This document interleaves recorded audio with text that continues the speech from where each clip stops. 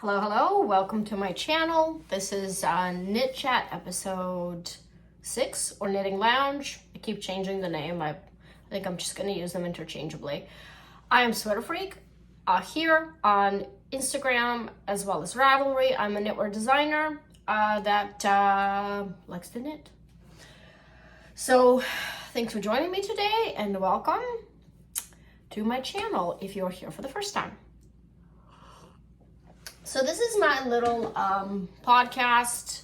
I'll try to do it weekly, but I'm still trying to decide which day was going to be the best. I did a poll on my Instagram and you guys said it was Monday. But I'm a little bit undecided because Monday seems to be the day when everyone's busy and kind of like not really in the mood to relax. But today is Saturday, November 2nd, 2 days after Halloween.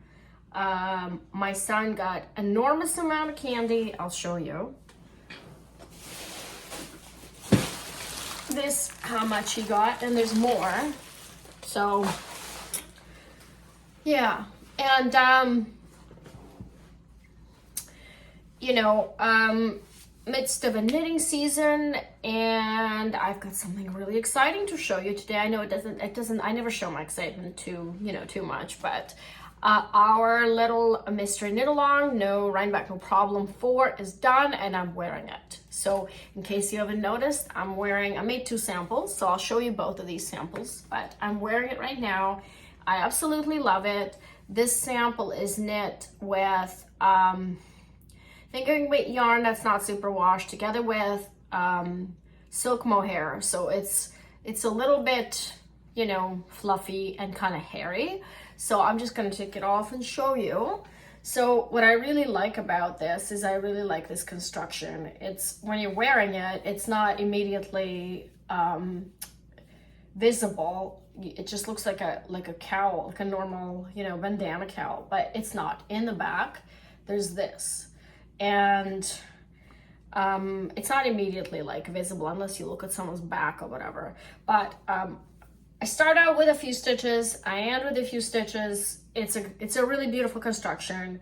It's fun and it's endlessly modifiable. I will be uploading, like today is Saturday. You're gonna see this episode on Monday when I'm gonna upload the final version of the pattern.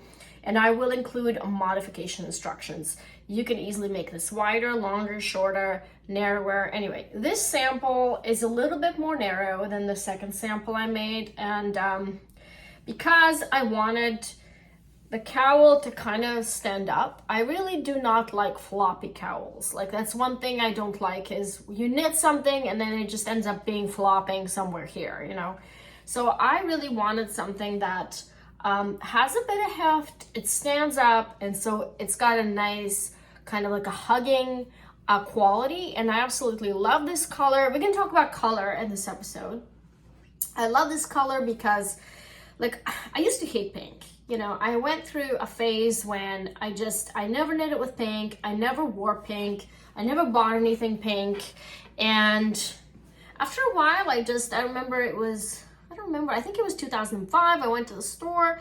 This was before I started knitting again. And I went, to just a regular, fast fashion local store, and I got a pink sweater with just a big collar, and I put it on, and I'm like, wow, my complexion just popped, and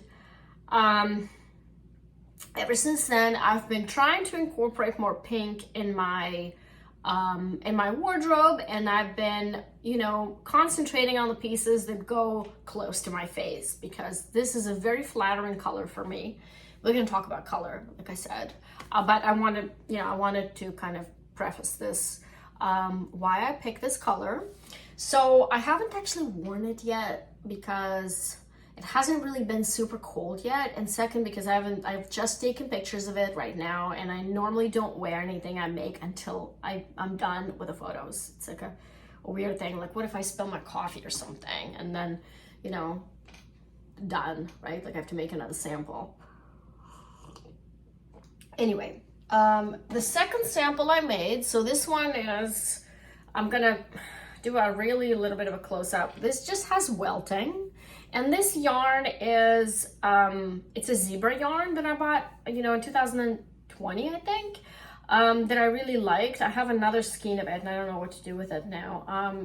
Zebra yarns, you know, it depends how wide your piece is. Like, you know, if you make a sweater, it's going to be, you know, the zebra parts will kind of disperse a little bit more, but this just looks like a built-in stripe. And I really like this kind of random striping. And I know that the welting here is not like super obvious, but I still, you know, I still went for it. The second sample I made was with self-striping yarn, and that's why I said in the recommended yarns, you can use self-striping yarn for this, because this is such a simple cowl.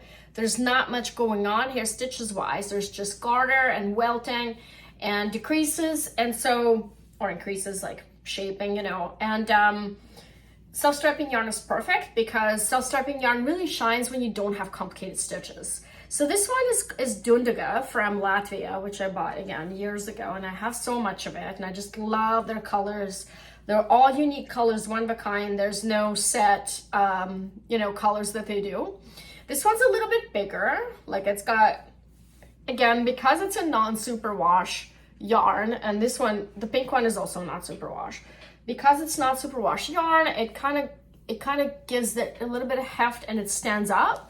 And so I don't need to like be constantly adjusting it and like why I'm not, you know, why is this flopping somewhere here? You know, like I really like this kind of cowl, and I really like how moody it is, you know, but you can tell this is a darker color. It doesn't give this kind of like a healthy shine to my complexion, and that's, you know, that's why I kind of thought, you know, I want to talk about color, and especially because somebody in the last week's episode, somebody in the comments asked me about color and the color I knit with. So I think the question went somewhere like this: do you often knit? Do you find that you knit with colors that you are normally attracted to? And the answer is yes, I do. And I normally, the colors I'm attracted to always is black and white. So speaking of which, next week, a little bit of preview, I have black and white cowl for release. I really like black and white. I like high contrast color work, high contrast mosaic. If you look at my patterns, all of my color work patterns, mosaic, color work, stranded, whatever, they're all high contrast. And the reason why I think is because if you're doing all this intricate work with colors and you can barely see the, you know, the motif, then it's kind of like not worth it. I personally prefer high contrast color work.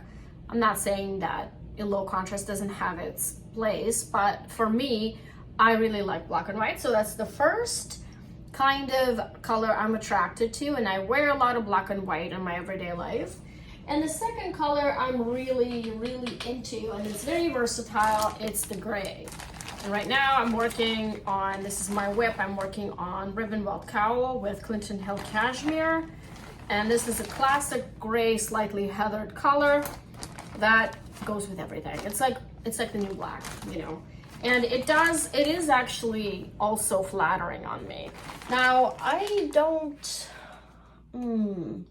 was gonna show you, as my husband always laughs at me for this, but I follow Carol Jackson Color Me Beautiful system, which I didn't, I don't think I didn't get my colors done. Like, I didn't go anywhere to get my colors done partially because I'm just, like, I don't really feel like paying for that. And secondly, because obviously I am summer, and it's very obvious. Like, I don't even need to go anywhere to tell and pay someone to be told this, because I am summer. If you look at me, I've got, you know, this is not my real hair color. My real hair color is a little bit more grayer and mousy. But being summer, this kind of color is the color I should be wearing all the time. And you can really tell the difference, you know, in this. You know, it's kind of speaks for itself. So yeah, that's the answer to the question. That yes, I do tend to buy yarn of the colors I like and knit with the colors I like, because you want to feel good in the colors. And also, black and white and gray is very photogenic, and a lot of the times when I make a sample, it's, you know, it's preferable for the sample to be in the color that's easy to photograph. Like for example, I find reds and greens are kind of hard to photograph for me. Again, I'm not a expert photographer. I just use my iPhone and I kind of do, you know, the minimum to get the photos you see are just done with a tripod on my phone. But they're the easiest to photograph. Beige is pretty nice too. Like I just got this yarn last month to do another sample of the ribbon welt cowl because I wanted something lighter. This is kind of like a warmish beige drops yarn that's like easy to photograph. Again, you know, a lot of the times I'll just buy something for a sample because, you know, I know it's gonna be easy to photograph and I won't have to like spend half a day photographing it. But for my personal wear, I prefer, you know, the colors I've shown you. I like this one too. Like I really like these colors as well, even though this particular color, rust, is not really my color. Like I would never wear a full-on sweater in this color, but I think for accessory, especially like for example, this is my uniform, you know, the jeans and, you know, a black top. This is sort of my uniform. A lot of the times that's what I would wear. And to have an accessory gives it a little bit of detail, you know. So yeah, that might be a little bit of a short episode today. I'm gonna show you some whips and a couple of books. So that's what we're gonna talk about today. So I have been working on my husband's sweater on and off for the past few months, and I'm just about done the yoke. My husband's very tall. He's 6'3". And so I'm not really looking forward to all the stockinette body, but anyway, this is you can tell maybe that you've seen this. If you recognize this is sort of like a repetition of my diamond mine hat, which I released last, I don't remember, it might have been February. So anyway, it's a similar chart. It's got the same kind of motif. I wanted to do something classic, so there's no purling here. Like the hat has a little bit of purling. This he didn't want any purling. He just wanted a normal color work, and so that's what I ended up doing. So I work on this on and off, you know, and once I'm done with a yoke, I think that it's gonna take a long time because I don't know about you guys, but stockinette bores me to death. But at the same time, there's always this misconception about, you know, you want the piece to be fun to knit and good enough to wear, modern enough to wear. Like it's always kind of like a struggle for that balance, because I'm not gonna wear something that looks too clownish or too, you know, like childish, or just too many laces or too many cables or too many, you know. I like things that are, you know, like this, like modern. If it's colorful, then it's stockinette. If it's plain, then let's introduce some stitches, you know. I don't really like things that are kind of like, let's just shove everything in here and kind of go with it. Like, I'm not saying that it's bad, I'm just, you know, that's my personal preference. So yeah, that's my whip. So I've got two whips that I'm actively working on. The cowl from Clinton Hill Cashmere, which I'm hoping to have for a test in the next couple of weeks. And this, and it's a quick knit. I've reknit it several times because I want to get this right, and because I'm working with a limited amount of yarn, and the whole point of the pattern is to kind of get that, you know, right look with the right amount of yarn. For a tester, it'll be like maybe 2 weeks, you know, to knit that. It's like 250 gram skeins of yarn, so it's a great project for Christmas as a gift or whatever holiday you choose to celebrate. Anyway, and over the summer, I wanted to show you, and maybe I will talk about I got a bunch of books over the summer. I'm going to show you one that I got that's a little bit more obscure for some reason. I don't even remember how I came across it. So this is another Mosaic book. I get pretty much all Mosaic books I can get my hands on. There aren't that many to begin with. There's like 4 maybe or 5, and I have most of them. So this is a newish book, and this is it's called Mosaic Knitting, and the guy who wrote it, I believe he's a German designer living in Japan. His name's Bernd Kessler. And a lot of what I really like about this book, the book is in Japanese, okay? So there's no English in this book at all.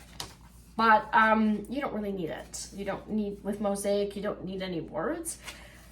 It's a beautiful quality, good thick paper, and the whole book is charts, okay? So, and the charts are done in Barbara Walker's system that I use in my patterns. And so I thought, okay, well, even if the charts here are not terribly innovative, there aren't a lot of charts I haven't seen elsewhere. There are some, in fact, the shawl I released in the summer, Shawls Ahoy, is from this book. That chart is from the book. And I've had to obviously adapt it to my pattern. But I think it's a great book to have, especially it's marketed as a beginner Mosaic book. And I think it's great for a beginner because, again, look how all the swatches here are knit with high contrast, and the charts are big. And so a lot of the times people kind of get, like with Mosaic, they get a little bit hesitant and scared to work Mosaic, which I think it's too bad because it's like one of the easiest things in knitting, you know. I've met people who knit brioche, but they won't touch Mosaic. To me, it's like brioche is like way harder than Mosaic. Anyway, yeah, so I bought this book, and I bought a couple more, which I talk about in the next episodes. I don't really want to have a long episode. I know people have things to do, and I think that's all I wanted to talk about. So, yeah, like if you have purchased this cowl as a mystery knit, you will get an update on Ravelry with just one file. And, you know, modification instructions added, photos added, just like a normal pattern that I will reformat. And you can knit yourself a cowl, bigger, smaller, shorter, narrower, and you know what it's going to look like. So here's the reveal. Once again, this is the lighter version, both in weight and in color, and this one's more of a heavier version that's, I just don't want to take off. Anyway, thanks for joining me today, and I hope you like Monday episode. Tune in, a comment if Monday's a good day, if it's not a good day. I'm just trying things out at this point, and I just kind of want you guys to tell me whether this works for you or not. Again, if you'd like to ask a question, there's a form in the comments, or in the information in this video. All the patterns that I mentioned, just one, will be in there as well. And you can subscribe to my newsletter. There's a link there, and follow me there, follow me here, and have a great Monday. Bye.